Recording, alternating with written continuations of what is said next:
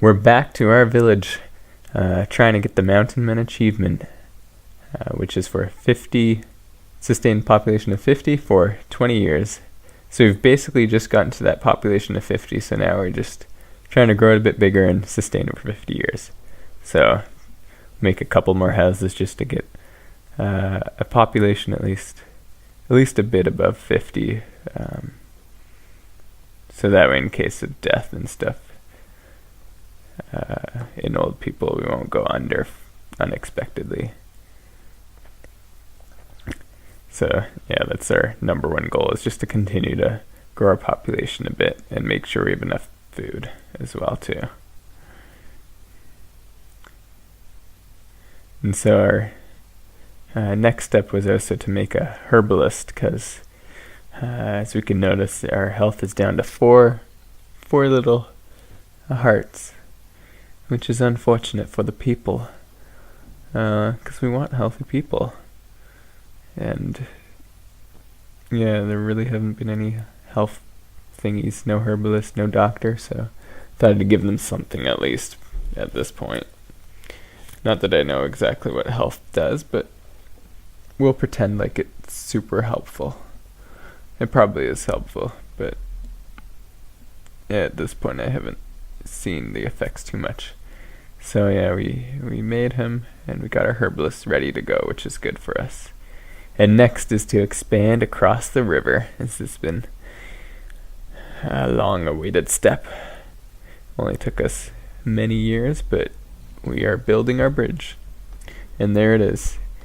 So now the next step is to build a little colony on the other side of the river. So we want to make a hunting cabin, gatherer's hut, and then we'll also make a couple houses. So just so that we can continue to get more food, even though they're probably not the best locations, they're intersecting with the other hunter and gatherer beside the church, their radiuses, but hopefully it'll still be good enough and contributing to our overall food situation, because we haven't had an abundance of food lately. It keeps going down to near zero levels, which is not what we want. We want to hopefully see it an abundance of food, at least above a couple thousand consistently, and hopefully that's what the hunter and gatherer do. And here we're just trying to make another cemetery, because our people are getting old now, especially from the early game. When our population grew there, they're all getting old, so they're all dying, and as you can see, cemeteries are filling, which is sad. We don't like to see people die, but especially in this game, that happens a lot, and pretty quickly. And there we destroyed part of that road we had originally built, just so that we can sneak in another fishing dock there. So they're all pretty close together, but they'll still contribute for fish, even though it's maybe not the most efficient.